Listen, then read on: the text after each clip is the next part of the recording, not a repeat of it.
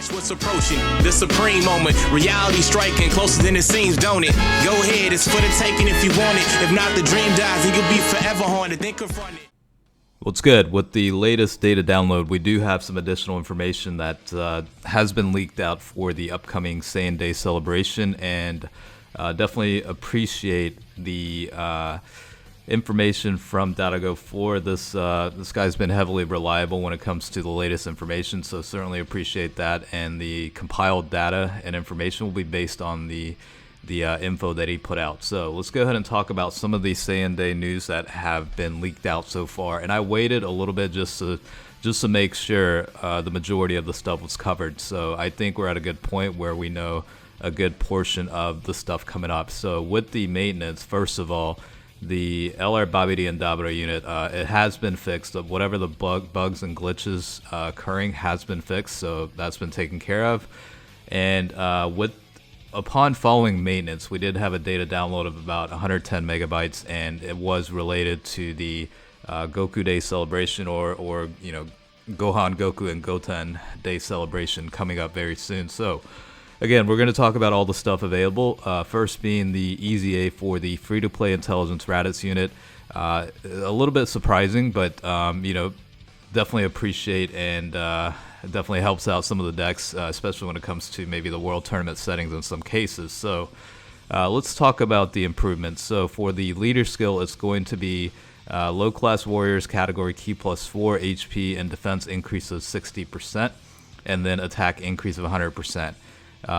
And or the intelligence type key plus 3 HP attack and defense increase of 50%. So it did go up slightly, about 20% each for each HP, defense, and attack. I don't know how often you would use that as a leader skill, but nevertheless, that is an improvement that did take effect.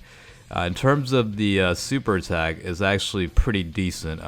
It's an AoE super attack regardless, but instead of the what was it, like massive damage, I believe, that has been changed to supreme damage multiplier, so that definitely will help in terms of the actual damage applied to enemies, as well as maintaining the reducing enemies defense. Now for the passive skill, looks like with the EZA, upon the start of the turn, attack and defense increase of 80%, and when there's 2 or more enemies, key plus 6, attack and defense increase of 60%.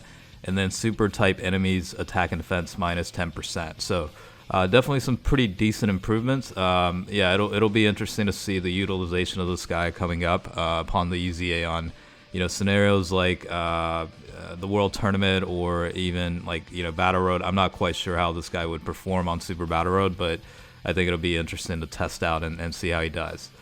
In terms of the additional items, we did get the Goku Day special sticker, and then also a special key for that. I'm not quite sure what the functions are for this, but I think the sticker does fall in line to the next section right here, which indicates that Goku, Gohan, and Goten do have their own specific skill orbs. So they're probably going to be 3 new free-to-play units coming up with their own individual potential orbs. Actually, you know what? Now that I reread this, basically, I was thinking initially it was going to be potential orbs, but it's specifically stating that it is skill orbs. So it is going to be specific skill orbs just for Goku, Gohan, and Goten. So that's just one thing I wanted to clarify right away. So that'll be something coming up as well. And you know, the sticker itself might apply to maybe just these 3 units as well. We won't know, and I have no idea what the keys are at this point.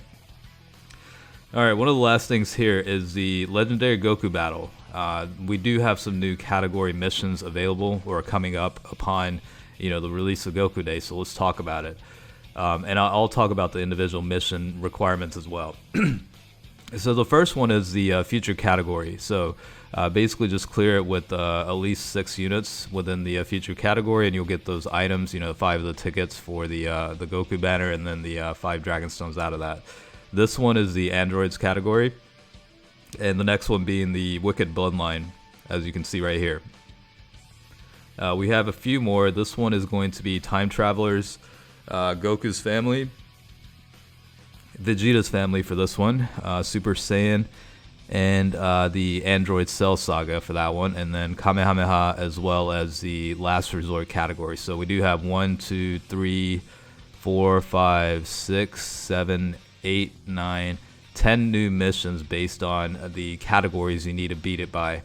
It kind of makes me wonder though, since Truth is always testing out different categories on the Legendary Goku event. I wonder if by default he would already get these qualified. I doubt it, because these just kind of took effect, and I don't think they retroactively allow you to complete missions. But it's kind of interesting. All these stuff are added as of right now. But with that being said, as far as I know, that's pretty much the available information at this point. Let me refresh it one more time, because it's kind of like the headline news on the news network. Anything can change in an instant. So in case I missed something, let me just go ahead and check, I guess.